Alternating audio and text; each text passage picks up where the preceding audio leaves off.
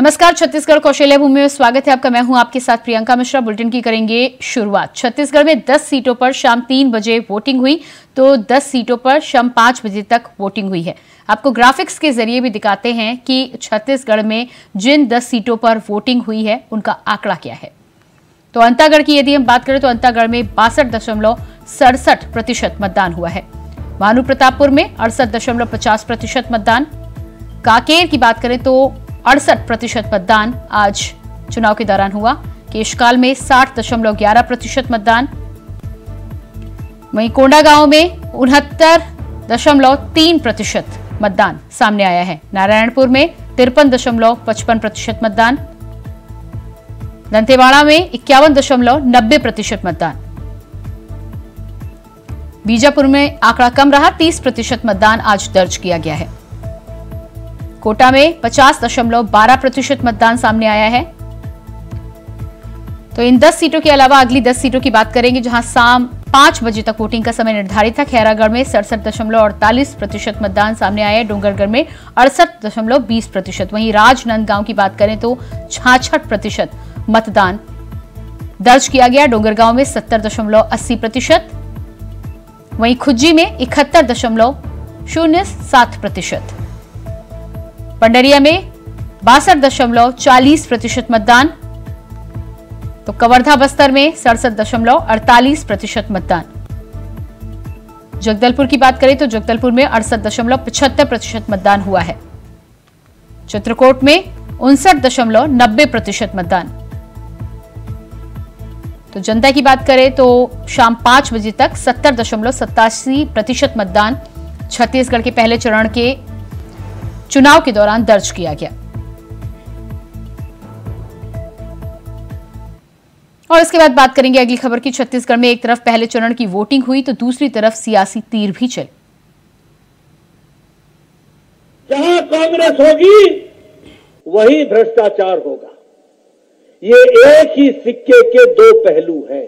ये भूपेश बघेल की OSD officer on special duty के घर से पैसे मिले थे कि नहीं मिले थे? जेल में है कि नहीं है? 1.5 साल से जेल में है भूपेश बघेल की ओएसडी। आप बताइए 5 साल में क्या क्या हुआ? ये घोटाले पे घोटाला हुआ कि नहीं हुआ? और तो छोड़िए, गोठान घोटाला हुआ, सब तरीके का घोटाला हुआ। कभी आपने सुना था कि गोबर का भी घोटाला हुआ? भूपेश बघेल ने गोबर का भी घोटाला कर दिया, गोबर का। और नक्सलियों आदिवासियों को नक्सली बता के या तो जेल के अंदर ठूस दिए गए या फिर उसे इनकाउंटर करके मार दिया गया। तो ये बात आदिवासी भूले नहीं है। आज 5 साल के हमारे कार्यकाल में आदिवासी निश्चिंत होके अपने जो जिस प्रकार से पहले स्वच्छंद विचरण करते थे, आजादी पूर्वक वो रहते थे, आज उसी प्रकार के महसूस लोग कर रहे हैं। और नक्सली सिमट गए हैं। इनके राज्य में तो नक्सलियों का ही राज था। बस्तर में या रमन सिंह की जो गृह जिला है जहाँ से निर्वाचन हो पाते हैं वो सारे वो कवर हो गया था नक्सलियों से। आज सब लोग बस्तर भी शांति को कहते हैं घोटाला करो, भ्रष्टाचार करो और भूपे करो, भूपेश बघेल को पेमेंट करो। तो श्रीमान भूपेश बघेल जी ने 508 करोड़ रुपए महादेव ऐप वाले से लिया ताकि उनके पुलिस वाले उनको थोड़ा थोड़ा तंग करते रहें, उनको टाइट करते रहें और भूपेश बघेल जी की जेब भरते रहें। और भूपेश बघेल जी उस पैसे से कांग्रेस हाईकमान की परसों तक के कोई नहीं जानता था, क्या नाम है उसका, शुभम। वो अचानक पूरे महादेव का मालिक बन गया। उसके पहले ईडी खुद उसको अधिकारी बता रहे थे 1 दिन पहले, अब वो मालिक बन गया। और ऐसा मालिक गजब का है भाई, जो अपने नौकर की शादी में 250 करोड़ रुपया खर्चा करता है। मैं तो दुनिया में ये पहली उदाहरण होगा। तो ये एक्चुअल में है क्या कि ये रमन सिंह के साथ जो 2 अधिकारी और रहते थे ना, ये इसी प्रकार की स्टोरी बनाते थे। वही स्टोरी अभी दिखाई दे रहा है। तो ये पूरा प्लांटेड है। इसका मतलब है भारतीय जनता पार्टी हार मान चुकी है। ये उनका आखिरी अस्त्र था कि जिसको उन्होंने चलाया और ये फुसफुसिया बम साबित हुआ। कोई इसको मान नहीं रहा है, कोई सुन नहीं रहा है, और जो भी देखा है वो बोले ये तो प्लांटेड। मुख्यमंत्री रमन सिंह के 20 में से 14 सीटें जीतने का दावा करने पर मुख्यमंत्री भूपेश बघेल ने कहा है कि फेंकते हैं और थोड़ा ज्यादा फेंक लेते तो उनकी खुद की सीट तो बच नहीं रही। वहीं पीएम मोदी के बयान पर पलटवार करते हुए मुख्यमंत्री ने कहा कि आदिवासियों की 1 लाख एकड़ जमीन छीनकर अपने उद्योगपति मित्रों को दे दिया है। उस दौरान नक्सली हमले को लेकर भी कहा कि बीजेपी सरकार आदिवासियों को नक्सली बताकर जेल के अंदर डालती थी और फिर उनका एनकाउंटर कर देती थी, लेकिन पहले बहुत ज्यादा होता था, अब नक्सलवाद कम हुआ है। ये भी नहीं होना चाहिए। हमले से चुनाव में कुछ फर्क नहीं पड़ेगा, मेरा मानना है। उसी दौरान सीएम भूपेश बघेल ने कई मामलों पर बयान भी दिए।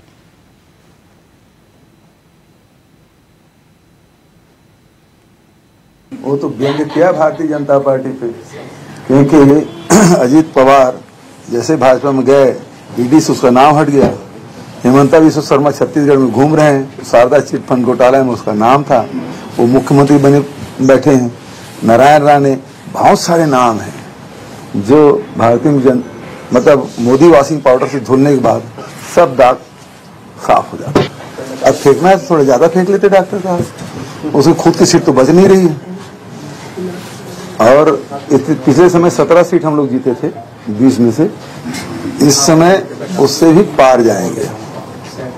बहुत शांतिपूर्वक मतदान हो रहे हैं अभी तक के, और लोग मतलब मतदान के जो प्रतिशत है वो अच्छा ही है। और जो हमने ऋण माफी किया है और घोषणा फिर से किया है, और राजीव गांधी किसान न्याय योजना मिला के 3200 रुपये क्विंटल धान का और 200 यूनिट तक की बिजली मुफ्त देने की बात, एजुकेशन फ्री करने के बाद, और 6000 प्रति मानक बोरा के दर से तेंदुपत्ता, ये सारे जो मुद्दे हैं इससे लोग प्रभावित हैं और इसी कारण से मतदान का प्रतिशत भी बढ़ेगा और फर्स्ट टाइम वोटर भी बढ़ चढ़ कर हिस्सा ले रहे हैं। तो इसमें हमारी जो सीट है वो 18 या 19, धोखे से 1 सीट भाजपा आ जाए। भाई जो जिसके पास पैसा पकड़ा गया वो रमन सिंह के साथ उसको फोटो है, उसके पार्षद है, उसके बड़े करीबी हैं, भाजपा कार्यकर्ता उसके यहाँ पकड़ा गया, और भाजपा जो नेता है उसके रिश्तेदार की गाड़ी है ना। और दूसरी बात यह है कि जो परसों तक के कोई नहीं जानता था, तो क्या नाम है उसका, शुभम, वो अचानक पूरे महादेव का मालिक बन गया।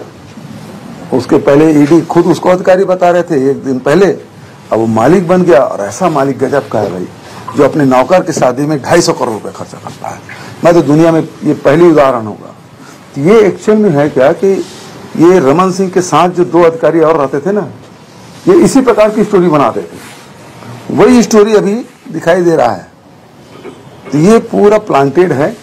इसका मतलब है भारतीय जनता पार्टी हार मान चुकी है। 15 साल उनको मौका मिला था, आदिवासियों के 1 लाख एकड़ जमीन उन्होंने छीन के अपने उद्योगपति मित्रों को भारतीय जनता पार्टी ने दिया है। और नक्सलियों आदिवासियों को नक्सली बता के या तो जेल के अंदर ठूस दिए गए या फिर उसे इनकाउंटर करके मार दिया गया। तो ये बात आदिवासी भूले नहीं है। आज 5 साल के हमारे कार्यकाल में आदिवासी निश्चिंत होके अपने जो जिस प्रकार से पहले स्वच्छंद विचरण करते थे, आजादी पूर्वक वो रहते थे, आज उसी प्रकार के महसूस लोग कर रहे हैं। और नक्सली सिमट गए हैं। इनके राज्य में तो नक्सलियों का ही राज था, बस्तर में या रमन सिंह की जो गृह जिला है जहाँ से निर्वाचन हो पाते हैं वो सारे वो कवर हो गया था नक्सलियों से। आज सब लोग बस्तर भी शांति को लौट रहा है। तो ये जो दावा कर रहे हैं प्रधानमंत्री जी, वो गलत दावा कर रहे हैं। पहले वो कर लेना, उसके साथ ही है, उसके साथ ही है, उसने उसी का पैसा, रमन सिंह का पैसा नहीं है वो। मुझे पैसा पकड़ा गया कि वो तो 20 रुपए किलो चावल नहीं खा पाता, और जिसके पास 5 करोड़ रुपया था, है ना, कोटेक चावल खाता है। जिसके पास 5 करोड़ रुपए रहेगा वो कोटेक चावल खाएगा। तो ये ऐसा तो नहीं कि रमन सिंह का पैसा है।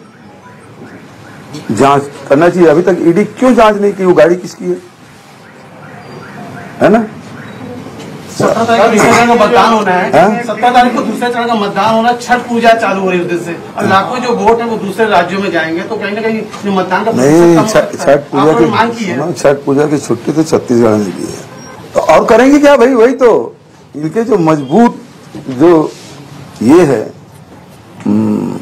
विंग है वो आईटी और ईडी है। मैं कल भी कहा था ईडी ही भाजपा है, भाजपा ही ईडी है ना। अब आईटी और जोड़ लीजिए, अब उसको चंदा उंदा नहीं दिए होंगे तो इसका छापा मारे। गाड़ी वाले की जाएगी नहीं, जिसकी गाड़ी उसके यहाँ गए कि नहीं? हाँ, जिसकी गाड़ी उसके यहाँ गए कि नहीं है, थोड़ा पता करो कुछ। लोकसभा तक रुकेंगे सर? क्या लोकसभा तक रुकेंगे? अभी चले जाएंगे? नहीं, अभी ब्रेक लेंगे थोड़ा। 17 तारीख बाद फिर ब्रेक लेंगे भाई, तो उसके भी बाल बच्चे हैं यार, है ना। थोड़ा छुट्टी उट्टी लेके फिर लोकसभा पहले फिर आएंगे। तो फिलहाल रुकते एक छोटे से ब्रेक के लिए, फौरन हाजिर होते हैं। ब्रेक के बाद बात करेंगे अगली खबर की। छत्तीसगढ़ के मुख्यमंत्री भूपेश बघेल ने कहा है कि जैसे ही अजीत पवार बीजेपी में शामिल हुए, उनका नाम ईडी से हटा दिया गया। साथ ही कहा कि हेमंत बिस्वा शर्मा अभी सीएम है तो उनका नाम शारदा चिटफंड भ्रष्टाचार में था। ऐसे में कई उदाहरण हैं जो मोदी वॉशिंग पाउडर में धुलने के बाद सारे दाग साफ हो जाते हैं।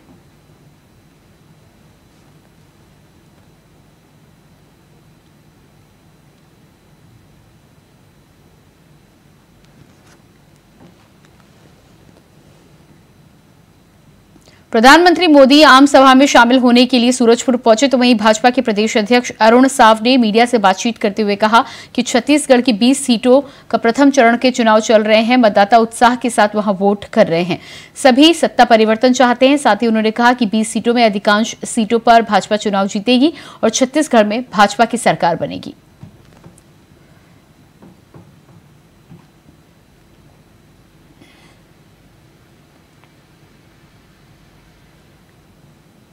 प्रधानमंत्री नरेंद्र मोदी आज दूसरे चरण के चुनाव प्रचार के लिए सूरजपुर पहुंचे, जहां उन्होंने विशाल आम सभा को संबोधित किया। उन्होंने अपने भाषण की शुरुआत जय जोहार के साथ कुंदरगढ़ी देवी और मां महामाया की जय बोलकर की। तो वहीं प्रदेश की कांग्रेस को आड़े हाथों लेते हुए कहा कि कांग्रेस में महादेव के नाम पर भी घोटाला कर दिया।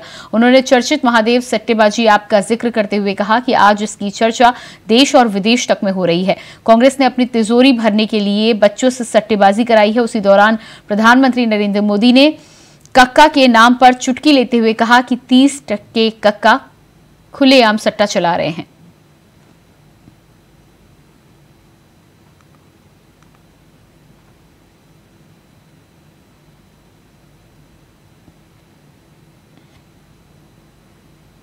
विधानसभा चुनाव को लेकर भाजपा और कांग्रेस दोनों ही दलों के नेता घोषणा पत्र को लेकर आमने सामने हैं। प्रेस वार्ता कर दोनों ही अपने दलों के नेता घोषणा पत्र को बेहतर बता रहे हैं। इसी कड़ी में रामपुर विधानसभा सीट से भाजपा प्रत्याशी ननकी राम कंवर ने प्रेस वार्ता करते हुए भाजपा के घोषणा पत्र को बेहतर बताया है। उन्होंने कहा है कि भाजपा ने घोषणा पत्र में जो दावे किए हैं उसे जरूर पूरा करेगी।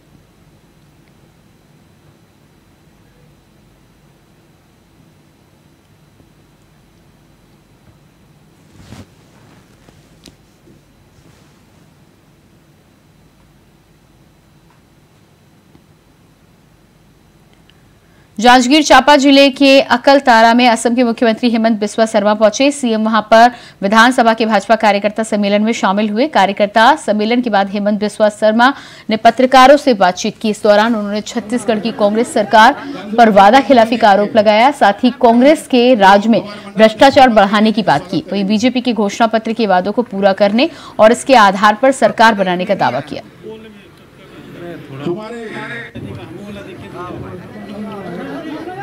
थोड़ा जल्दी आएंगे कि वो हमारे मंडल अध्यक्ष कमल केडिया जी का हम जो धान खरीद रहे हैं उसके अनुपात में हम किसानों को ज्यादा पैसा मिलेगा। वो 32 के हैं, उसके बाद भी हमको ज्यादा पैसा मिल रहा है।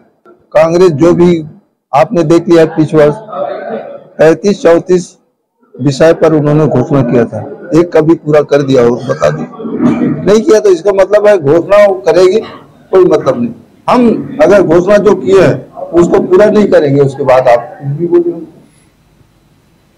खबर कोरबा से है, जहां कटघोरा वन मंडल में हाथियों का उत्पात कम होने का नाम नहीं ले रहा। एक बार फिर 48 हाथियों का झुंड से अलग हुए 30 हाथियों के दल ने पसान रेंज में हरदेवा गांव में घुसकर भारी उत्पात मचाया। हाथियों ने 2 मकानों को ध्वस्त कर 3 मवेशियों को मौत की घाट उतार दिया। साथ ही मकान में रखे अनाज को अपना निवाला बना डाला। घटना से सहमे ग्रामीणों ने दहशत का माहौल है। हाथियों के उत्पात की खबर वन विभाग के पास पहुंची। हाथियों की निगरानी की जा रही है। निगरानी के बाद भी हाथियों के द्वारा उत्पात मचाए जाने से ग्रामीण आक्रोशित हैं।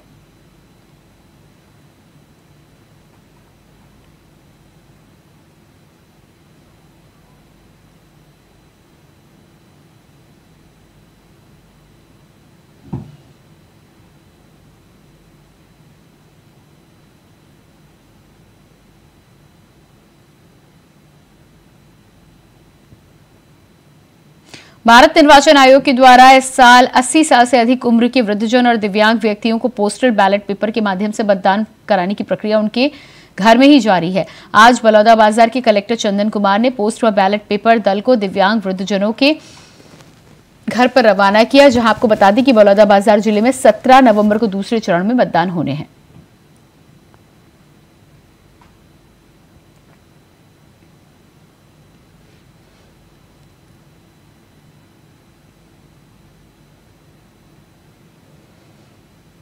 छत्तीसगढ़ में हो रहे मतदान को लेकर मुख्यमंत्री भूपेश बघेल ने क्या कुछ कहा, आइए आपको सुनाते हैं। तो व्यंग्य किया भारतीय जनता पार्टी पे, क्योंकि अजीत पवार जैसे भाजपा में गए, ईडी से उसका नाम हट गया। हेमंता विश्व शर्मा छत्तीसगढ़ में घूम रहे हैं, शारदा चिट फंड घोटाला में उसका नाम था, वो मुख्यमंत्री बने बैठे हैं। नारायण राणे, बहुत सारे नाम हैं जो भारतीय मतलब मोदी वॉशिंग पाउडर से धुलने के बाद सब दाग साफ हो जाता है। मतलब मतदान का जो प्रतिशत है वो अच्छा ही है।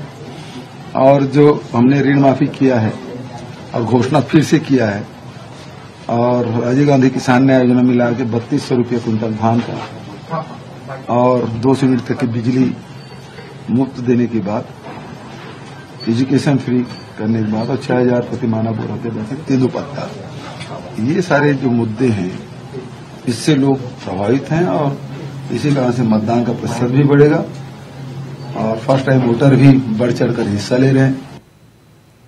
और इसी के साथ फिलहाल इस बुलेटिन में इतना ही। खबरों का सिलसिला जारी रहेगा। नमस्कार।